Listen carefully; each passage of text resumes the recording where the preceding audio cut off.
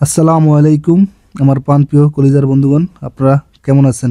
আজকে আমরা যাচ্ছি রাঙ্গামাটিতে অবস্থিত পল ওয়েল পার্ক।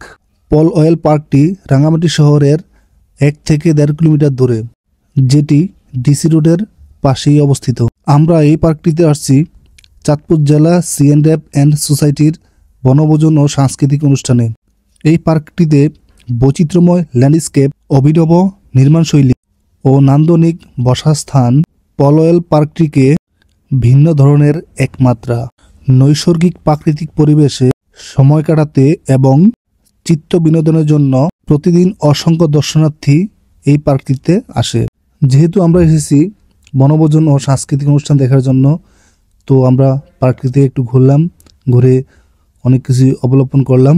যেহেতু আমরা চট্টগ্রাম থেকে অনেক ভোরবেলায় রওনা দিয়েছিলাম, আমাদের আস্তে আস্তে প্রায় 10টার উপরে বেজে গেছে।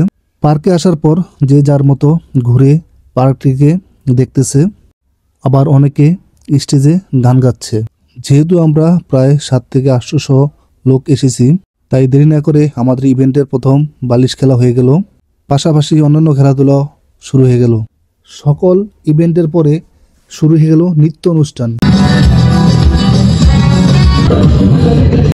যারা নৃত্য পরিবেশন করছে তারা সবাই চট্টগ্রাম বিশ্ববিদ্যালয়ের বিভাগের নৃত্যশিল্পী। আমরা উপস্থিত সবাই ওদের নাচ দেখে মুগ্ধ হলাম। আপনাদের কাছে কেমন লাগছে আপনারা অবশ্যই কমেন্টের মাধ্যমে জানিয়ে দিবেন।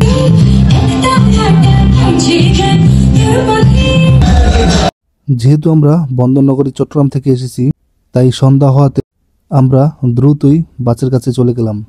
আমার মনে হয় রাঙামাটিতে আসলে একদিনের সময় নিয়ে আসা যায় না, আসতে হবে হাতে সময় নিয়ে।